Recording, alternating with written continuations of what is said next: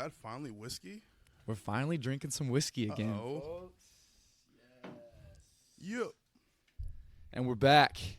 Welcome, everybody, back to another episode of Bobby and Corn Don't Know. Yep. Today, we are sipping on, what do we got?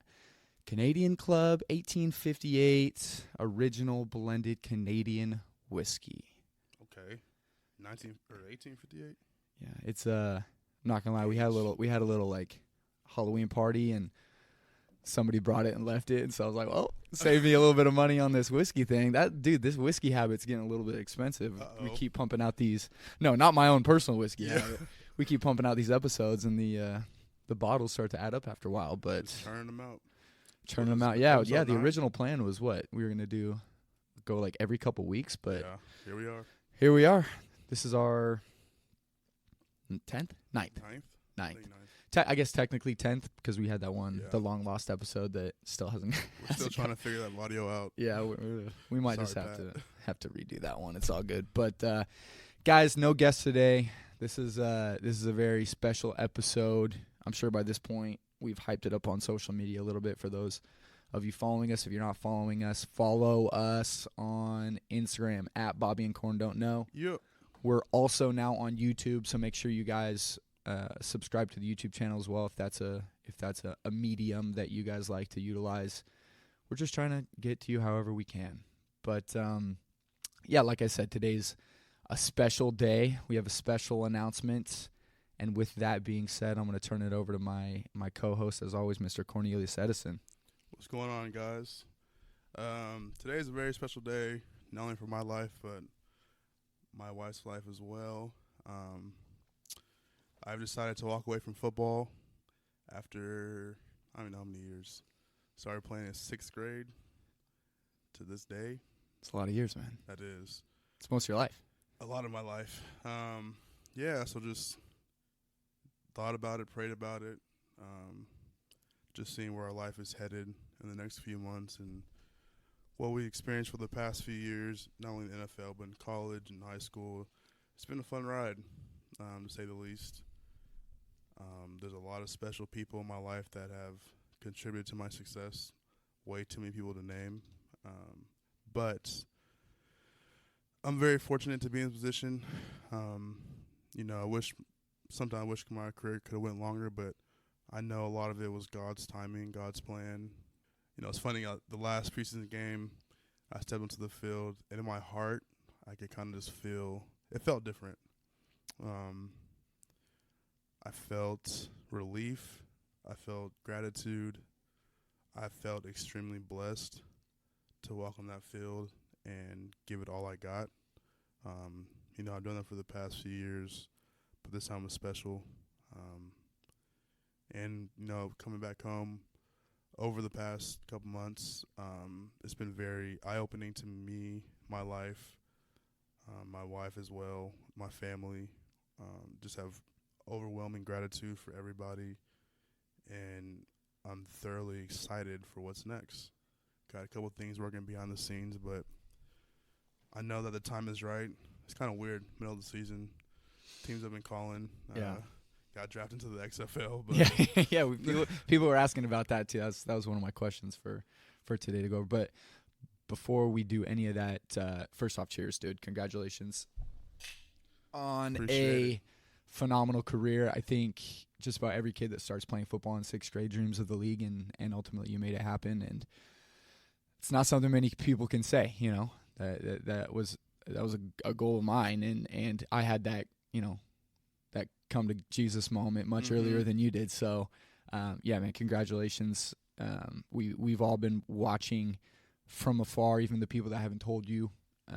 You open doors for a lot of guys to say, hey, I can go to this school and I can still make it and have a successful career, a 5-year career in the NFL, which is almost double the average. So that's awesome, dude. You just mentioned the XFL thing, so explain that. Explain what happened with that and just your thought process around it. Yeah, so it was a new, I guess old but new league that came back up this year, and they kind of had some establishment with teams and communications with people, and the Houston Roughnecks drafted me first round, which is awesome. I think you went 6th or 7th overall. Yeah, 6th or 7th Yeah. lineman. It's kind of different from the NFL, but just gotta say thank you to them for giving me the chance to extend my career. But in my heart, I just feel like I'm going a different direction. The things that I want to accomplish in life, there has to be sacrifice, and I sacrificed a lot over my career, and I'm ready to sacrifice in a different way without putting my body on the line and Right. my mental and all that. But yeah, so they kind of reached out and said they wanted me, and a couple other teams in that league reached out to me. But my career has come to a close. It's a very surreal moment. Yeah, it's just a end of one chapter of your book, What and this might be a tough question, but what was if you could pick one moment in your football career, what was it? Now, I don't want to say the peak, but what was your most memorable moment of your entire football career? That's tough. I feel like, how about this? I'll give you one at each stage. Okay. So, growing up in high school, middle school, definitely playing with my older brother, Chris. He was a grade above me, great mentor. He would kick my ass in the weight room. Someone's got to do it. Yeah, just setting the tone for, our brotherly standard on and off the field, in the classroom, in the weight room, during practice, during games. He did steal a pick from me my junior year that I'm still upset about. Wait, what position were you playing? We're on defensive line. Okay. You were both on the D-line? Okay. We played D-line, no-line together, and I said, hey, Chris, it's going to be a screen pass. It was like 3rd and long. You felt it coming, yeah. My saw that film intuition. study. Yeah, in high school. Yeah, exactly. And I said, watch the screen. He looked at me, gave me a head nod. Quarterback hiked the ball, threw the screen. Chris was one step in front of me, took the screen to the house, got a pick 6. And he had the worst celebration I've ever seen by a lineman. He just ran around, swinging his arms around. I'm still upset. I was happy for him. I'm still a little salty. That's fair. So definitely play with my brother. Cool. Create memories with my best friends. I would say in college, just kind of the college experience of meeting new best friends at a new level. Shout out 702, David Jones, Josh Hansen for putting up with me in 702 in our apartment together. That poor apartment. That poor apartment. Probably trash by now. I think it's still. I'm pretty sure it's still in the Portland State family. Think so. Oh, geez. Portland State football family. Yeah. So that was awesome. And then just seeing, my best friends growing up come support me throughout that time. My family members. So that was a great time. And then also meeting my wife. Met her in college. Right. But I'll say the NFL, just going to different cities and learning how to overcome new obstacles. Building my self-confidence in myself to go to Chicago, get cut, go to Atlanta, get cut, go to Minnesota. A lot of heartbreak packed into a pretty short amount of time. And a lot of good times, too. Right. Ate some of the best restaurants. Shout out RPM in Chicago, the best steak I ever had in my life. RPM? RPM. Write that down. If you're in Chicago listening, RPM, the steak is phenomenal. What does RPM stand for? Do you know? I have no idea. Okay. I didn't ask too many questions. You just ate steak. But yeah, man, just bringing people together in new places. One of my buddies came down, Tyler, last week, and we were just talking. And from his experience, he traveled to all these new places, had these new experiences due to my career, and that brought me so much joy. Growing up in Tacoma, we always thought the sky was the limit, and we just started overcoming all these places and doing these things and being able to do a lot of things I've done with a lot of special people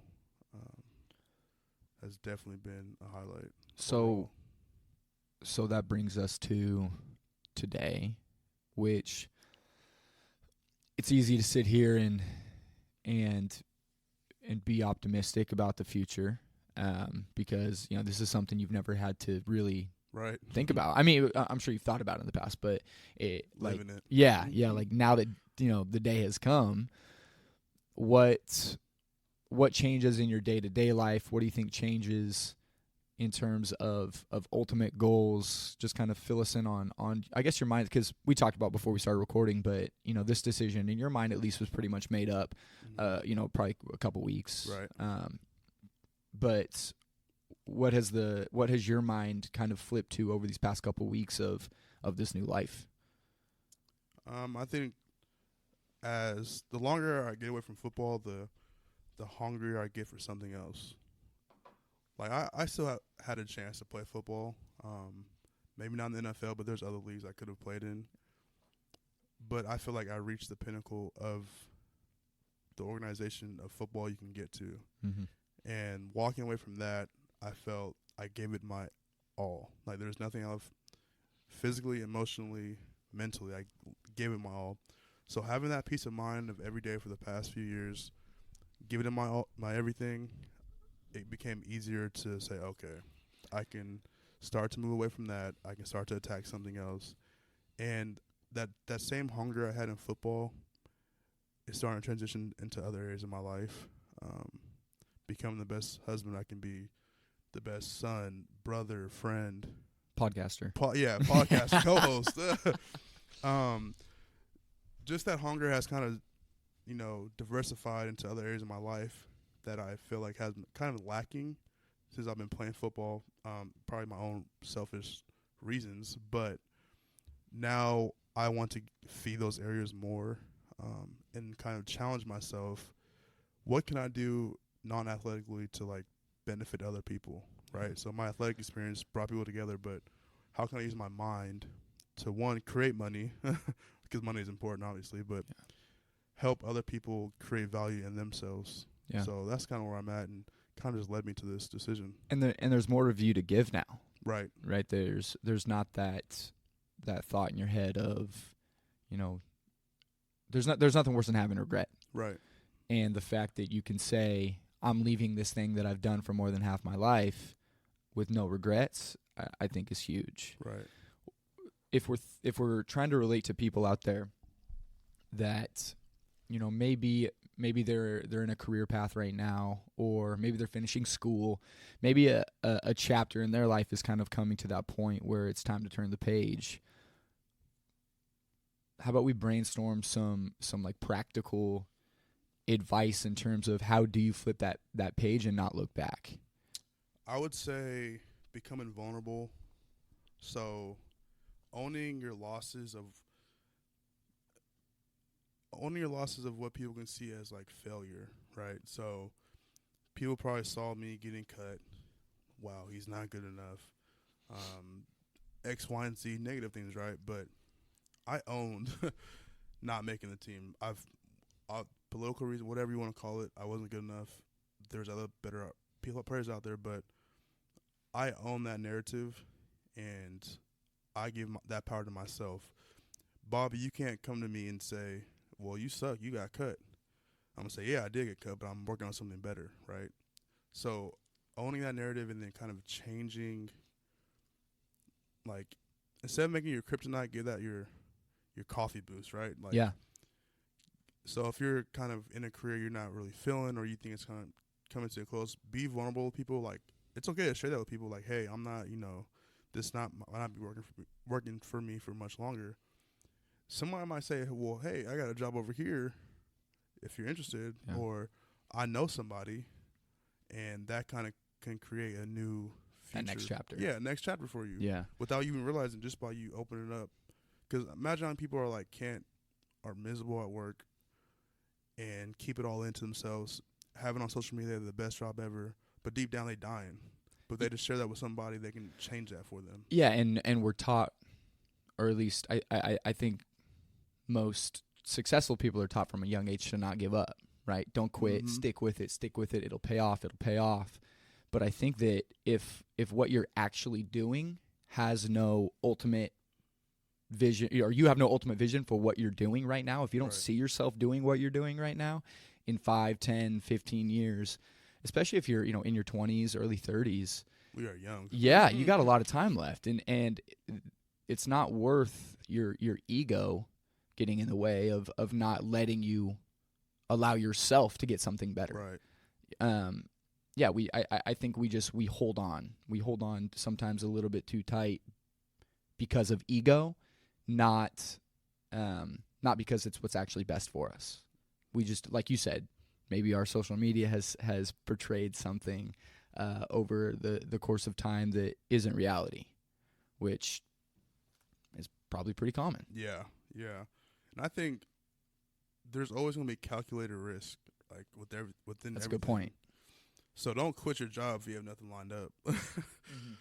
Like don't sit here and like. Or if you're married and you got kids and you're like, well, if you really have some real life stuff responsibilities, going on, responsibilities. Don't just up and quit your job just because you hate it, or you better start scheming on the next thing before you decide to leave. Yeah, one before thing. you jump in the deep end of it. Right. Yeah. Because that's when we want to cause bigger issues. Yeah. Than what you already have. That's why I would say calculated risk. It's okay. all calculated. So, I think another topic which is relevant to today's discussion is the concept of haters. You mentioned it a little bit before there. My piece on this is I don't think people are being hated on as much as they think they're being hated on. Not at all. I think going back to ego, we think people are hating on us more than they are. In reality, people are thinking about themselves about 90+% of the time. I posted this thing on. It was a while ago. It might have been on my story, but it said there's really two ways you can react to something happening to you in your life. It's like, man, nobody gives a shit. Mm-hmm. Or you can react, man, nobody gives a shit. Like nobody gives. This is me. This is me making decisions for myself, and nobody gives a shit. So why should I be making any decisions for anybody else anyways? I would say the whole haters thing is a self-made problem for a lot of people. Agreed. Like, I don't know, maybe people do get DMs, you suck, why are you doing that? But the chances of that is very rare, in my eyes at least. Right. But I think that just goes on where your focus is at. If you're truly focused on helping other people and helping yourself in a positive light, the whole haters thing is not even thought about. Because it doesn't matter how you're moving. If you know you're moving in a positive way, then what people have to say negatively shouldn't matter at all. And let's take that very small percentage of people that actually are, quote unquote, hating on you. They're DMing you things, or they're trying to get in your head, or you hear a rumor about yourself that someone may have said about you.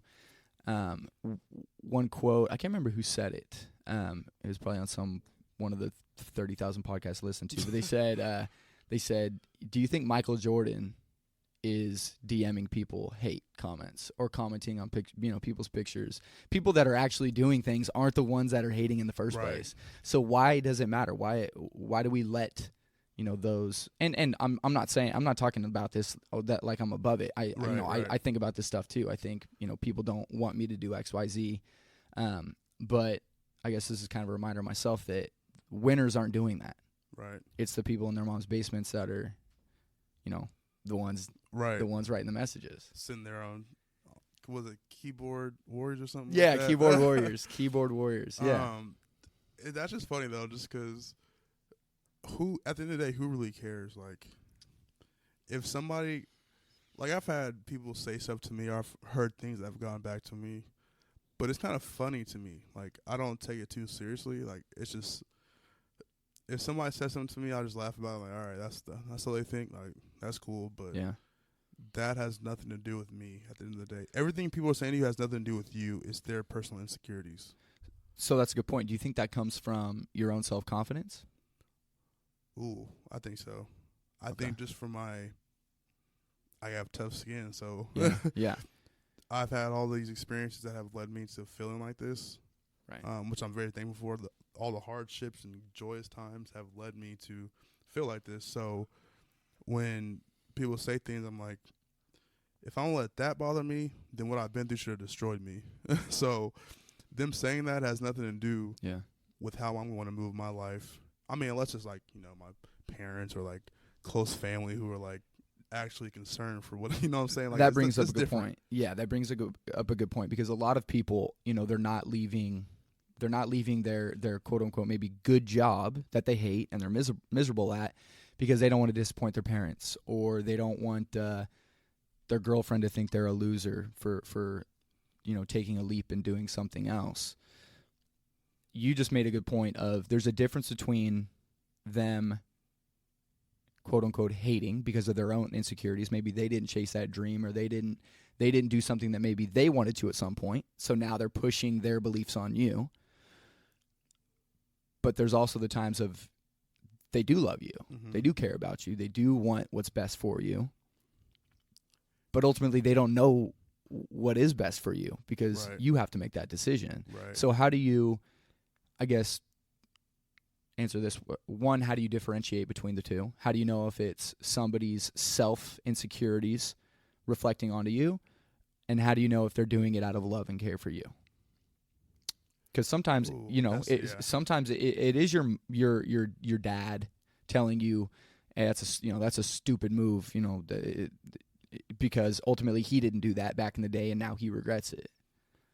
I'm going to say trial and error from your personal experiences, right? So I love my mom. Shout out to my mom. My mom always was the best. When I was going to high school, my brother's already in high school, and I was going my first year eligible to play varsity, right?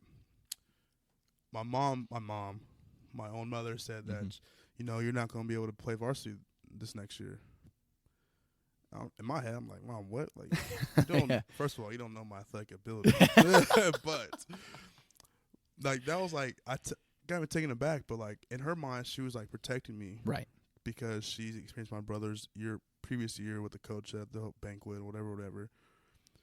But she wanted the best for me. But that wasn't the most, what I'm trying to say, like, it wasn't realistic in my mind.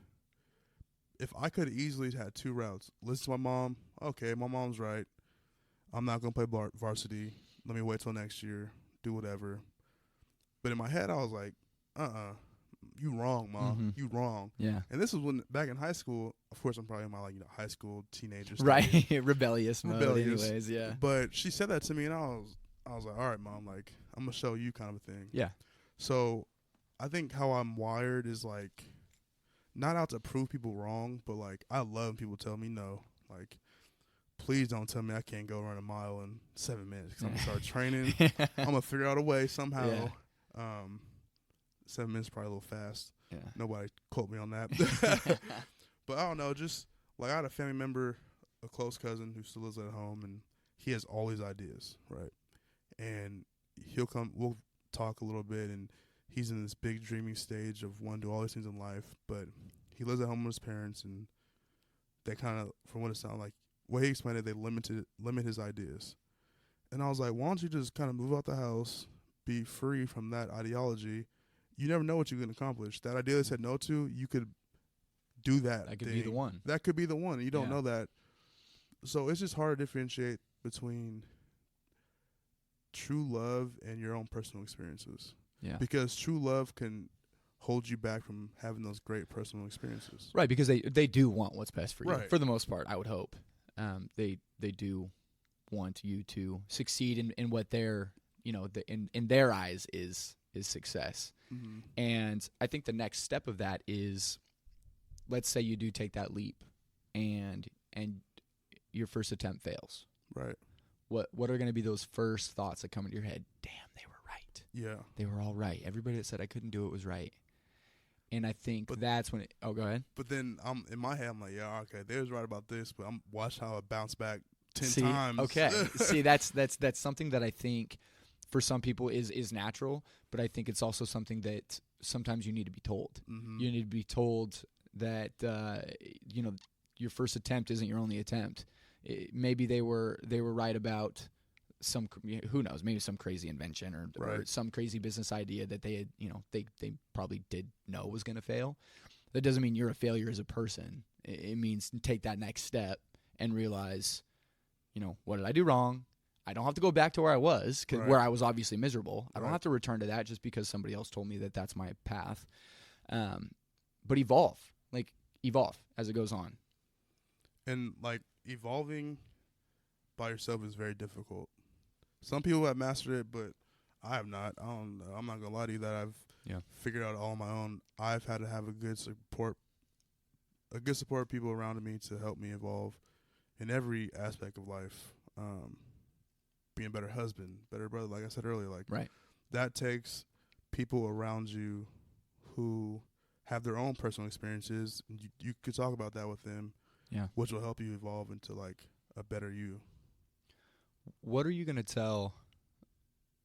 So let's say you have a son, little Cornelius Jr. running around, Stud athlete. and let's say it's I don't know. Let's say it's career day at school, and all these different parents are coming in and giving their opinion, and your son comes back and he tells you some career that you think he's eventually going to be overqualified for. Because I know you're not gonna you're not gonna be the parent that is like selling. You know, that when he says he has a dream, if he says like he wants to be on the first man on the moon, you're all of a sudden the guy that believes that nobody stepped on the moon. Like, you can do it. You can. The whole first moon landing thing was bullshit.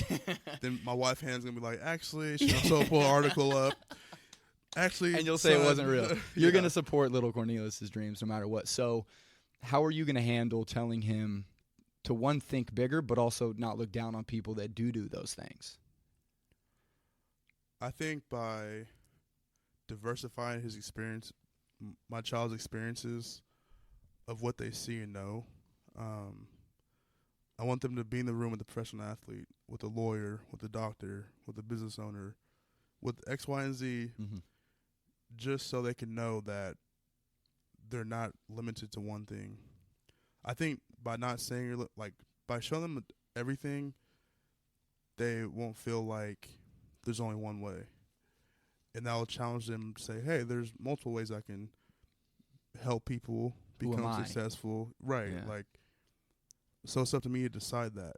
My seeing all these successful people and wanting more, I think it just comes down to wanting more from what you've had in your life and what other people have around you. Like, I love having conversations with other people who I don't know, just to see what they've been through, see what they've had, see what they want to get, because that makes me think like, okay, they've done this. What can I gain from their experiences to my own life, which will ultimately help my child out? Yeah, we need to have somebody on here that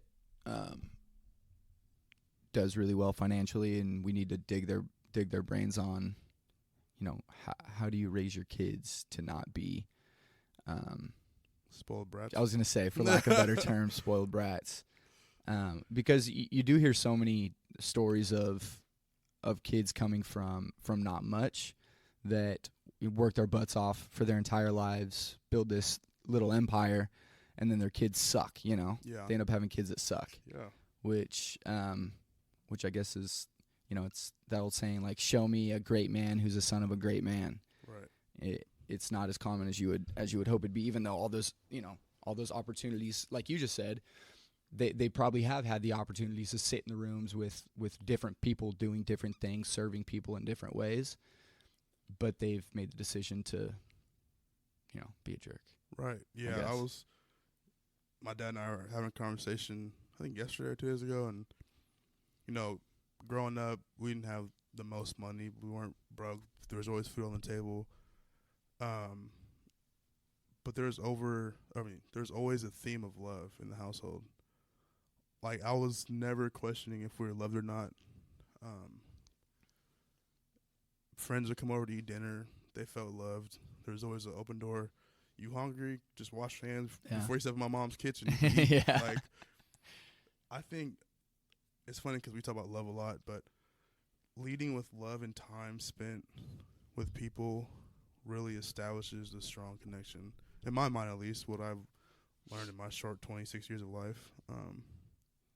Just leading with love can get you far in life with relationships and investing love, investing time, quality time with people. That what it seems like it's coming down to at the end of the day.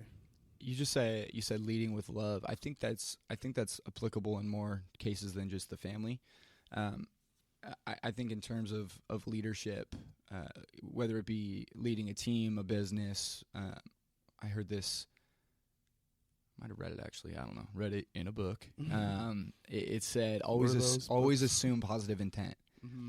So whether that be an employee making a mistake or a teammate missing an assignment, or your child, right? Your child making a mistake and screwing something up. Your spouse forgetting to do laundry. Yeah, exactly. Jeez, all the time. No, I just left the house and I literally have an entire load of laundry on top of the dryer because I was too lazy to take it up. Sorry, Emily. But must be a guy thing. Yeah, I think it's a guy thing. But I think, and which isn't always easy to do, but reminding yourself, always always assume positive intent. Mm-hmm. Think, okay, maybe this person didn't make the right decision, but I have to assume that in their minds, they meant to do the right thing. They meant to do something positive. Because I think when you lead with that type of energy, the person's going to be way more receptive to maybe being coached or being led, right? Like, I don't want... Sure, sometimes leaders are going to have to jump your case and let you know when you're making a mistake, and sometimes that shocks you back into place. But I mean, think about any football assignment you ever missed, or wasn't many, just don't know. The one or two you missed in your entire career, or a mistake you made in school, or whatever it may be. You probably didn't do it with malicious intent. It probably didn't start from a bad place. It probably, for me, I know at least when I was a kid, it was laziness. It was selfishness, but it was never malicious towards anybody else. And I think that when you're dealing with people, or again, you're talking, we're two guys that don't have kids that are talking about raising kids, but I think that with that assumption in your head, it just leads with the right energy. Right. Does that make sense? Yeah, it does. It kind of go back to vibrations. Last episode with Ryan Paul, just if you have those good vibrations, it's going to only breed more good vibrations. And surrounding yourself with people who have good vibrations will create an atmosphere of good vibrations. You just said something that actually steers us right into what I wanted to bring up next. So you said in terms of like surrounding yourself with certain people.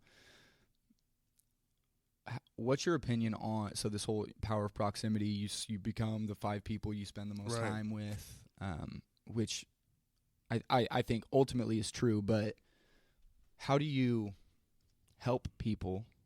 Think about it this way. So we've had a lot of conversations on service, right? On helping others and adding value to people's lives. How do you have a personal relationship with people that you're trying to help if they are not on the level of whatever it may be, success, financially, whatever level you're trying to achieve? If they're not on that level, why spend time with them? If you believe in power of proximity. Because you can help people by living your life. So their success can be a byproduct just off of your influence. So I look at a couple years ago, my brother-in-law, one of my close friends, Josh, bought a house. And I was like, you bought a house? Like, I've Josh had no... is a stud, that's why. Yeah. Shout out Josh Hansen, buying a house. No, but just like, call him out. He did that and made me question how, because we were very close, and it kind of made me question like how I'm living my life. I was like, wow, he got a house, like that's kind of cool. Like, wonder why he did that, and then I started learning about the value and like appreciation, like all these things in the long term game. I was like, maybe I should go. Should we go get a house? Like, I'm learning and learning and learning, but he was just living his life of wanting to get a house, right, for him and his wife now and whatever, and that influence that he had led me and my wife to get a house, right? So it's just like... And you guys had never even talked about doing it previously? Nah, like there was no... I mean, I'm sure, like, we'll get a house one day with kids, and like the whole marriage, like, supposed to sound good. You know, married, kids, dog, and nice house. White picket fence. Yeah. So what you're saying is sometimes people are watching even when... They don't mean to. Yeah, when you don't know they are. Yeah, when you don't know they are.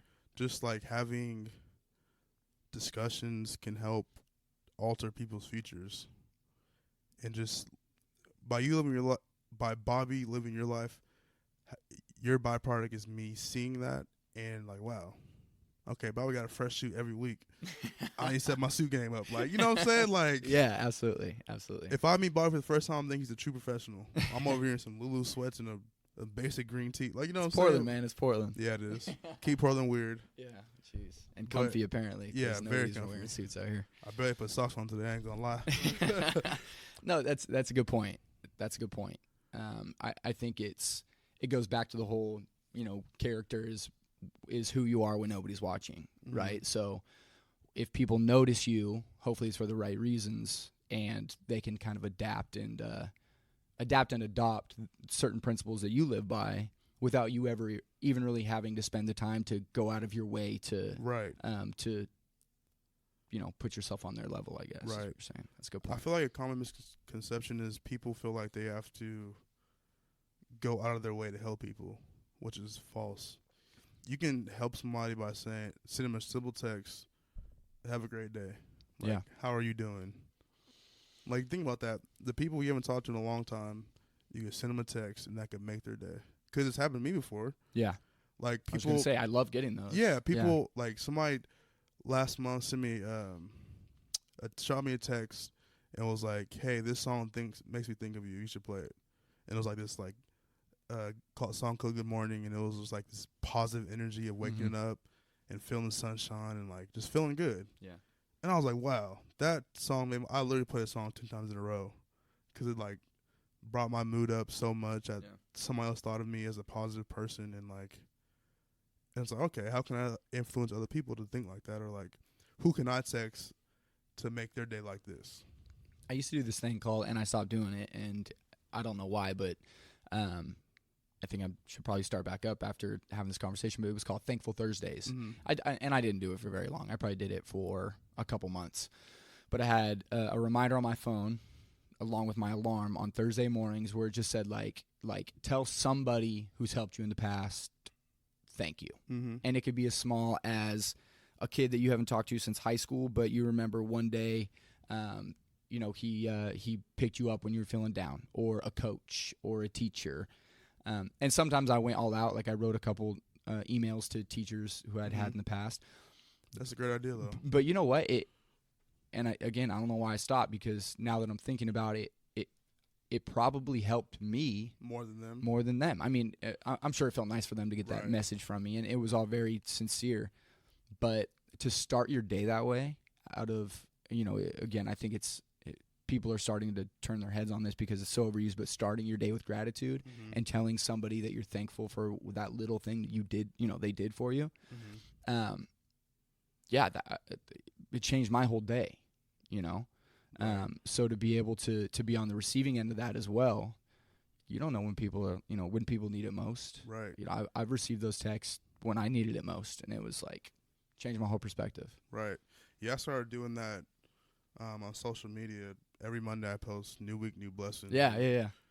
That's just kind of a way of setting the tone for the whole week. And, I look at my dad, who literally has texted me every day for, I think, probably the past 5-6 years. Every morning I get a text, have a blessed day, I love you. Like, when he first started doing that, I'm like, all right, Dad, it's a little excessive. Like, it's a little excessive. I get the message, you don't do this every day. But, now it has become part of my day of becoming grateful for the day. Yeah. Because I have a father in my life who I can talk to every day that takes time out of his day just to make me feel loved as his child. Like, I take that to heart. So it's just like, what an awesome thing for him to start, and for me to influence to other people, text some people, hey, have a great week, or hey, I love you. Like, hey, hope you're doing good. Like, just having that love and influence in my life has had direct influence to other people's lives. Yeah, and you know what? Today's Wednesday, so this episode we'll probably get it done and drop it by tonight.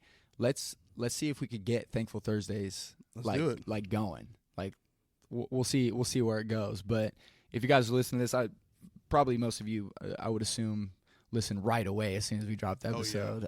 But let's start that. Let's set a reminder on your phone, whatever it may be. But let's start Thankful Thursdays. Let's see if we can't. I mean, ultimately, like I said, help ourselves out. Right.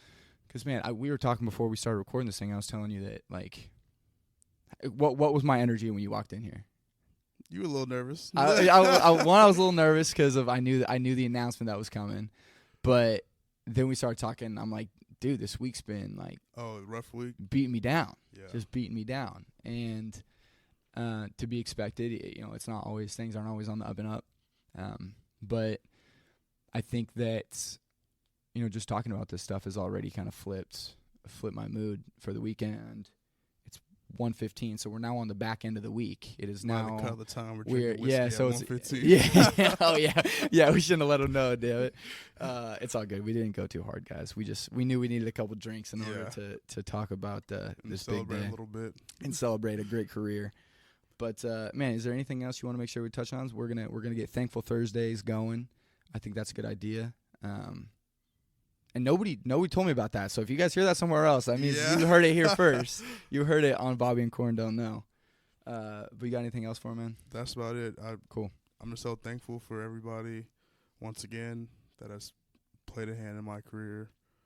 From my parents to my siblings to my roommates, my best friends, to my trainer, everybody met along the way. I'm just so appreciative.